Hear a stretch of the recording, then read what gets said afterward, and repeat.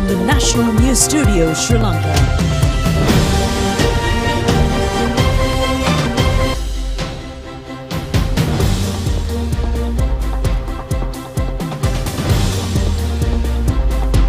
A very good evening and welcome to the National News Broadcast.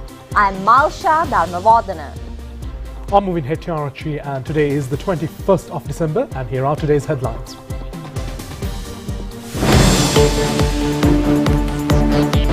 From next January, 11,250 million rupees will be allocated to district secretaries from the district decentralized budget after 3 years. 4,500 suspects operating drug rackets on regional level have been arrested and measures are underway on diplomatic level against international drug rings. Minister Tiran Alas pledges not to waver on the program to control the underworld. December installment of the Aswasuma relief has been credited to banks. Israel Army delivers an order to the residents in Khan Yunis in southern Gaza.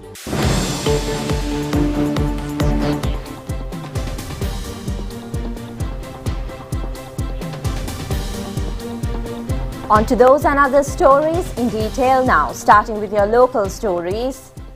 President Ranil Wickremesinghe announced today that the district decentralization budget for this year amounts to 11,250 million rupees, making a significant allocation for the HITIAS of 3 years. The funds are slated to be dispersed to all district secretariats during the initial week of January.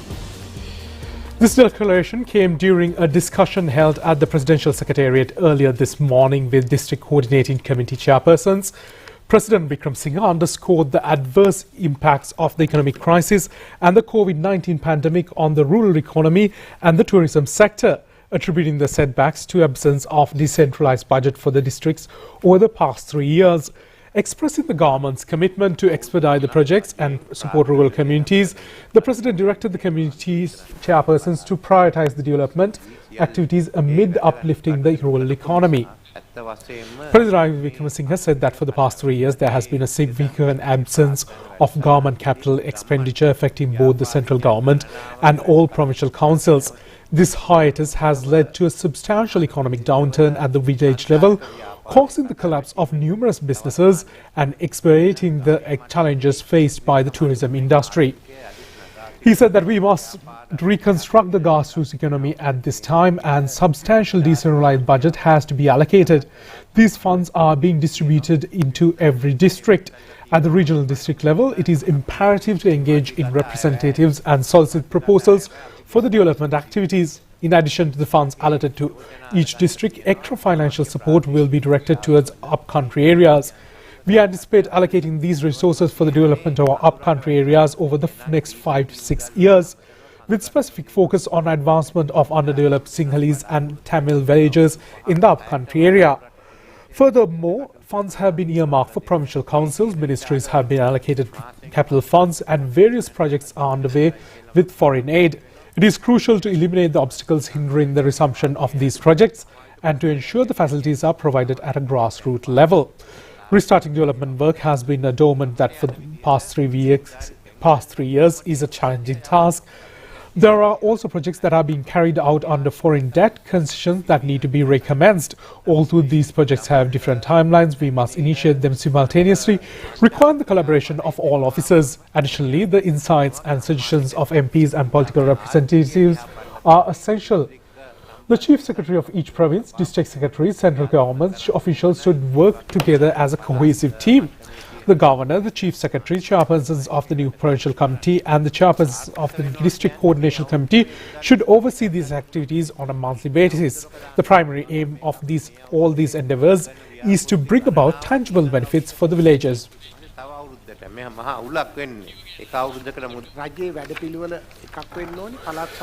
Minister of Urban Development and Housing and Chief Government Whip Prasanna Ranatunga said that concept as envisioned by the Honourable President has undergone extensive discussion among the Cabinet and ruling party members regarding the decentralized budget distribution.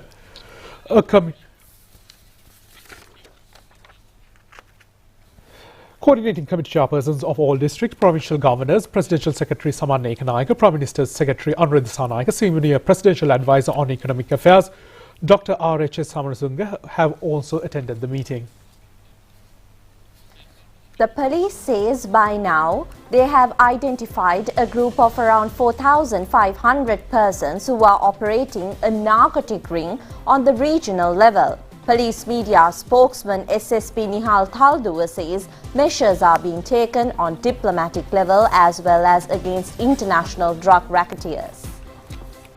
Police media spokesman SSP Nihal Thalduwa said that the Yukti operation has been successful in apprehending 7 kilograms of heroin, 3 kilograms of ice narcotics, 210 kilograms of cannabis and also destroying 273,000 of cannabis plant. In addition, 10 kilograms of other variants of narcotics have also been taken into custody. Raids on island-wide drug rackets are being carried out continuously. A special search operation was conducted at Lakshita 7 apartment housing complex last night.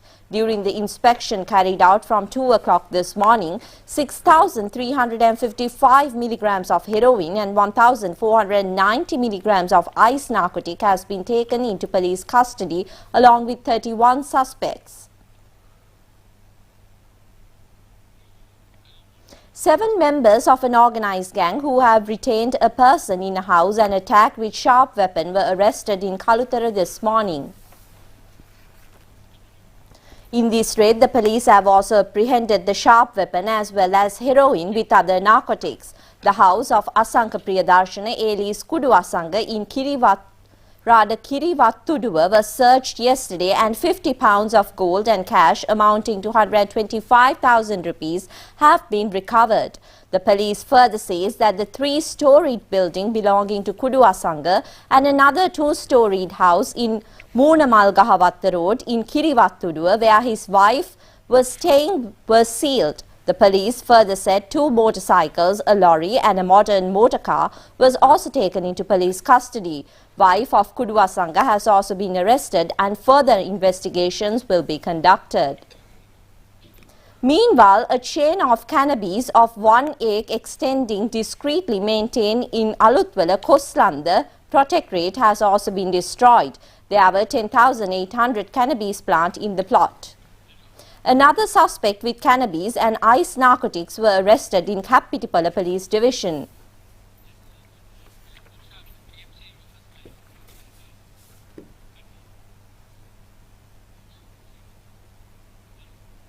Minister of Public Security Tiran Alas declared an unwavering commitment to continue the operation to suppress drug trafficking and underworld activities in the country. Regardless of external pressures, he emphasized that President Ranil Wickremesinghe has wholeheartedly endorsed this operation, ensuring that it will present despite any potential impacts. Mr. Alas underscored the significance of public support, drawing parallels between the racking received by the 30-year war, and the current necessary for united activities against the drug racket. The minister shared these insights during a participation of a news conference, Collective Path to Stable Country, at the Presidential Media Center today. And you have started this Herculean task of, eradicating drug menace in the country. We have seen in the past, like, ministers and, IGP starting this, but they cannot sustain this, maybe because of a government change or maybe because of change in their own positions. How confident are you in continuing this and eradicating? Till I am the minister, I will do it. If the government changes and if I am not the minister, I can't say anything. But if the government doesn't change and still if I am the minister, and when I am doing this, if somebody tries to stop me, I'll leave this job. And there's allegation internationally about you using some shell companies to transfer money. Any response from you, Minister, on that? This was said, if I remember right, first in year 2015 or 16. There is one parliamentarian, a very tall fellow in the parliament. He is the one who started this. Right? In fact, he got one of his catchers, a lawyer, to go and lodge a complaint in the police. At that time, I was in the opposition. That was the time I was arrested, and all the harassment was done. During that time, this also was done. But ultimately, the police went into that. We had no hold of the police. It was their police then, and said there is nothing. Right? That was in 2015 or 16. Then I know this man got others to talk about it again recently, right? And then he has some party, some name. They had held a press conference yesterday also and said this. I am not going to comment on all this crap. Only thing I am going to say is I am happy I have been looking at all these posts, what they put. There are a few people who talk about it. And they say that all these have been acquired in 2002. So one thing I am happy for them to say that even, your year 2002 is much before I became even the chairman of the airport. So let them make complaints or let them do it. But I am not going to waste my time giving answers to the crap. There has to be a proper this thing. Now Duminda Nagamua is the one who first made the allegation, giving a press conference. So I made a complaint to the CID. I said there is allegation like this. Investigate. Whoever who is guilty, take action. Then they started the investigation. They called him to give a statement. He never came. 2-3 times he was called, he never came. Then the CID went to Fort Magistrate Court and got a court order. Get the statement. He has to come and say, yes, I said this, here are the details. Get a court order. What did he do? Immediately he went to High Court, appealing against the magistrate's court order to avoid coming to the CID to give the details. So obviously they don't have details, they just talk. So we'll wait and see. Let that investigation take place. Sri Lanka is a hub for narcotics. Any idea how it's re-exported? I am not really sure about this re-exporting. The narcotics are coming mainly through the sea route, and that is where we have to take a lot of actions to stop that. Unfortunately, our Navy also can't cover the entire area. So we depend on information, and we have done a lot of detections, narcotics and Navy together. So that is the only thing we can do to stop it.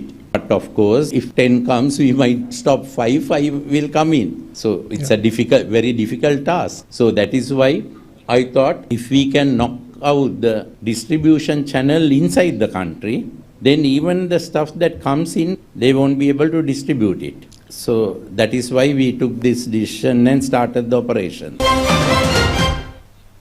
Now, State Minister of Finance Shehan Semasinghe says a sum of 8,793 million rupees have been credited in banks as December installment of the Aswasuma beneficiaries.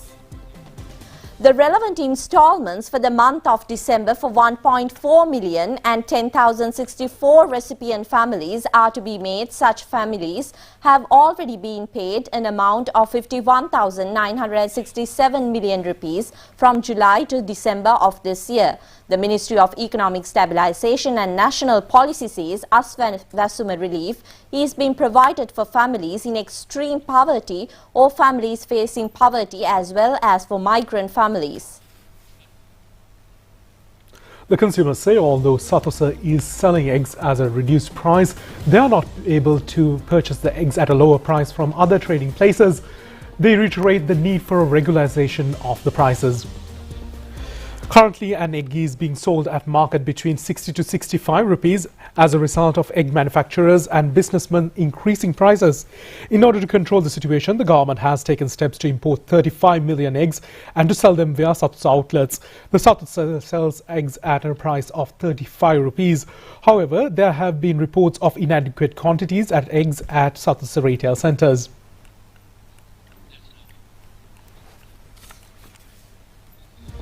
Now, the first stage of the third term of the year 2023 of government schools and government-approved private schools ends tomorrow.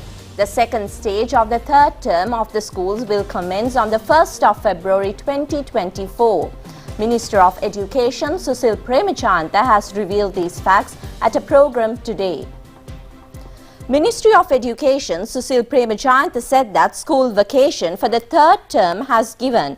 He added that schools once again will be functioning from 4th to 31st of January during the period of advanced level examination will be conducted.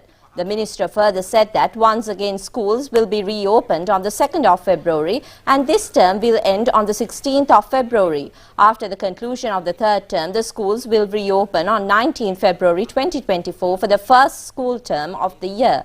The minister added that they compelled to postpone the holding of the advanced level examination by 5 weeks. If not, they would have by now completed the holding of advanced level examination and schools would have been reopened on the 27th of November.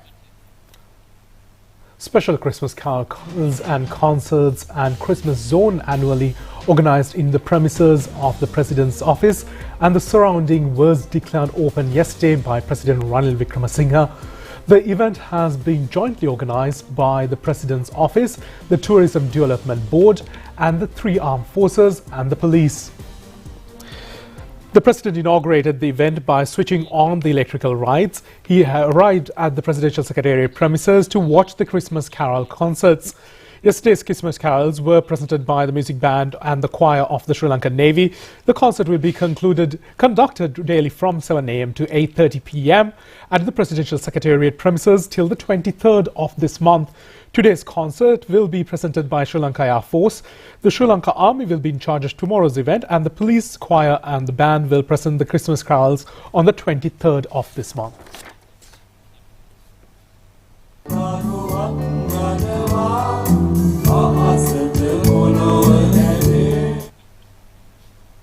A meeting took place this afternoon at the Presidential Secretariat between President Ranil Wickremesinghe and the members of the Parliament representing the Tamil community from the north and east. The discussion focused on various important matters including the provision of land rights for the people in northern and eastern provinces, the implementation of laws related to resettlement and reconciliation and the challenges faced by Sri Lanka in refugee camps in India. Additionally, numerous issues concerning district development in northern and eastern provinces were addressed.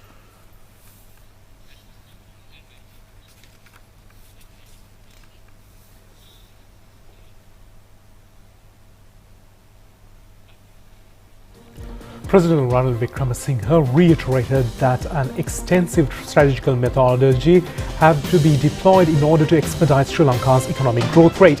He further pointed out that if all unite and face the present challenges in a vibrant manner, it would become possible to safeguard the economic prosperity within several years. He made these remarks addressing the Commissioners of the Inland Revenue.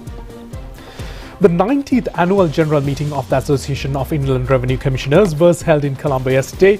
82% of the management of Department of Inland Revenue hold membership in this association. The association is comprised of chiefs of staff of officials at the divisions who are directly engaged with the administration of the Department of Inland Revenue.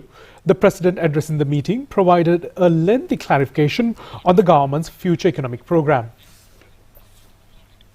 Secondary is the balance of trade, which is not in our favor. Now we try to get over this by international borrowings. Now that is also going out. So now we have to look at economic growth. We are on our own. I think this is the only way Sri Lanka is going to have growth. So firstly, we have to have a very competitive economy and we have to reach out. This is why we are having trade agreements. We've even applied to join RCEP. We are having trade agreements we are negotiating with India, China. We've finished with Singapore. We are about to conclude with Thailand. We'll have to go back to EU to deepen our trade relations. So these are some of the issues we have. That it means our economy must be more competitive. Secondly, it has to be digitalized. And I'm forming the Digital Transformation Agency to handle it, together with a center for research on AI. So this will have a plan to digitalize the country in a given period. once they start functioning. Then we also have to comply now with the requirements of the net zero plan and the green economy. So we have to be a green economy. Then finally, we have to go for growth, and we have to start working on it now. We are already studying it. First, look at the low-hanging fruit. Let's go there. There are other areas like we can get foreign investment, different areas. Some of it takes 3, 4, 5, 6 years. I've seen how it worked when we were there in 1977. So first go for the low-hanging fruit, one of which is basically tourism. Tourism this year will get half of what we got in 2018, but next year we'll get the full amount, and thereafter we can start increasing the rates, but to do so we need a good product, and that's been discussed now with the industry. Secondly is agriculture. We have not exploited the agricultural potential. We have written it off, but with our land available, we should go in for modern agriculture, use modern technology and highly competitive agriculture, which will enable us to go in for exports. For this reason, we will improve the productivity in paddy, enabling us to release some of the lands in the wet zone, and secondly, look at about another 400,000 acres which can be brought out in cultivation, including system A and B of Mahavali, which could not be done due to the war. So this is some of the areas of agriculture. But there will be people who can do half acre of agriculture with the new technology. That also should be encouraged. Then we are looking at renewable energy, because Sri Lanka's potential for renewable energy has not been assessed yet.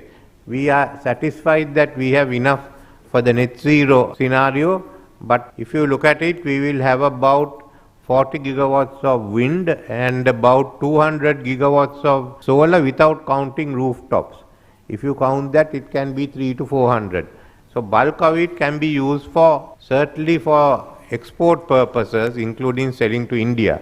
This means that there are people from abroad who are willing to invest in large projects, and that large projects means billions of dollars coming into Sri Lanka as investment. Then we must also go into the whole field of IT and everything that's built on it. For that we have to establish more training institutes, which can be done by the private sector. We can always fund the students who go there.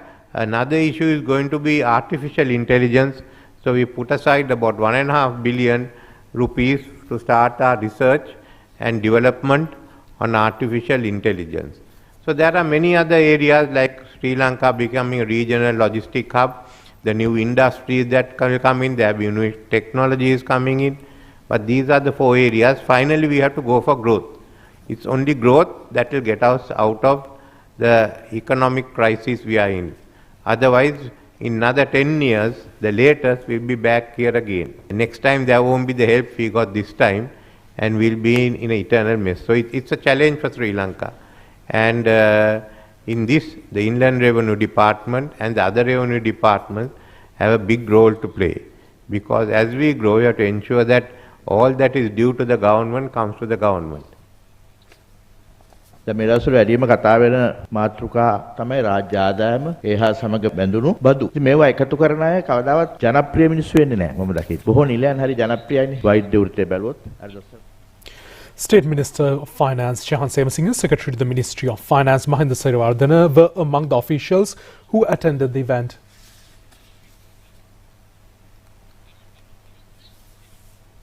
Now, a seminar to enlighten civil organizations and political activists on the 2024 budget proposals were conducted at Temple Trees today.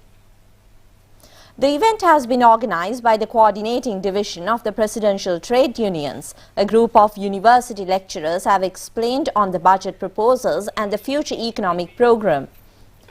President's Director General on the Trade Union, Saman Ratnapriya, said that this was budget presented during an extreme difficult period. He added that it has also become difficult to find out how the funds were recovered.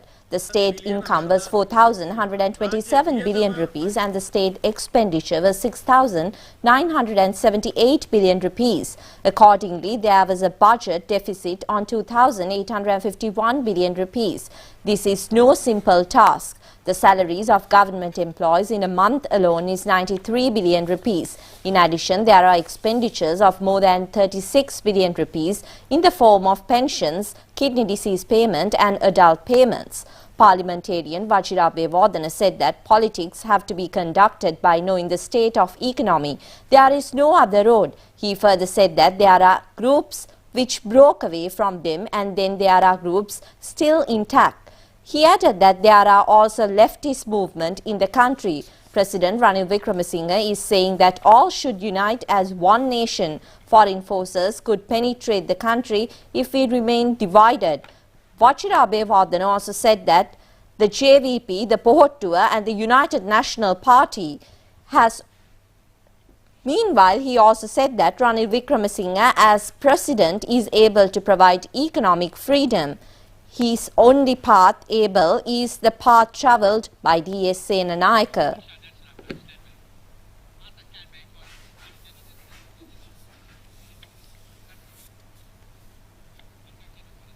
Coming up next is international news.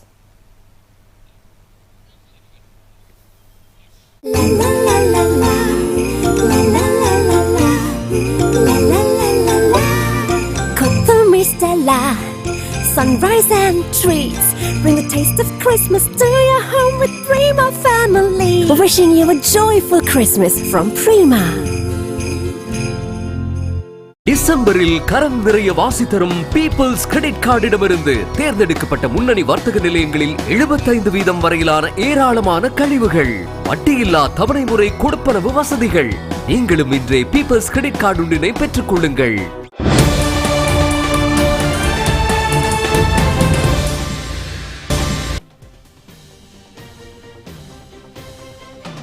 Now in foreign news, we are looking at Israel first. Hamas says that Palestinian groups have rejected the prospect of further hostage releases until Israel agrees to end the war in Gaza in a statement that was released as talks in Cairo continue reaching a new truce in the war. Israel has repeatedly rejected a permanent ceasefire, with its national security minister saying ending the war before Hamas is defeated would constitute a failure. More than 240 Israeli hostages were captured during Hamas's 7th October attack, with more than 100 of them released in a previous truce in November. The UN Security Council is again due to hold vote on urgent humanitarian pauses in Gaza after the previous vote was postponed yesterday. Meanwhile, Israeli forces say they've uncovered a network of tunnels in the heart of Gaza City with entrances connected to houses of Gaza's leader. British Sign Language will be taught as a GSE in England from 25 September. The government says that qualification will be open to all pupils who will learn about 1,000 signs as well as an important life skill that will advance inclusivity. Education Secretary Gillian Keegan said that subject will be open many doors for young people, and the exam regulator of COL will review accredit the syllabus before it can be taught in schools and colleges. The curriculum has been finalized after 12-week public consultation with inputs from parents, teachers and organizations from the deaf and hearing communities. The BSL was officially recognized as a language in the UK last year after British Sign Language Act was passed. Susan Daniels, the chief executive of the National Deaf Children's Society, said she was delighted the course content had been published after a decade of campaigning, adding that the GSE will celebrate the rich cultural and the high history of the British Sign Language. Wishing you a joyful Christmas from Prima.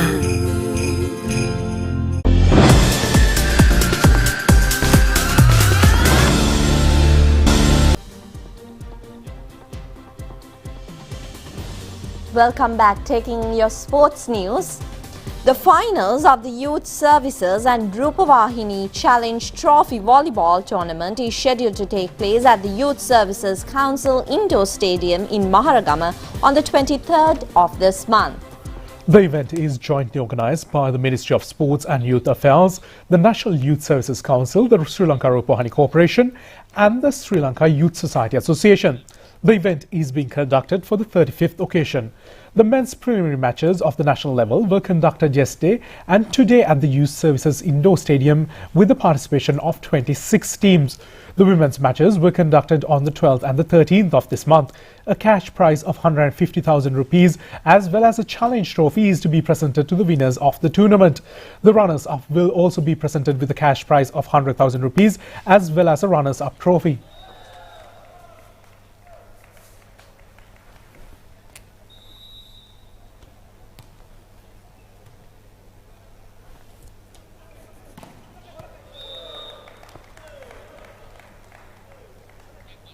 Wishing you a joyful Christmas from Prima. And with that, we conclude tonight's news on Rupavahini. Do join us tomorrow at the very same time. Good night.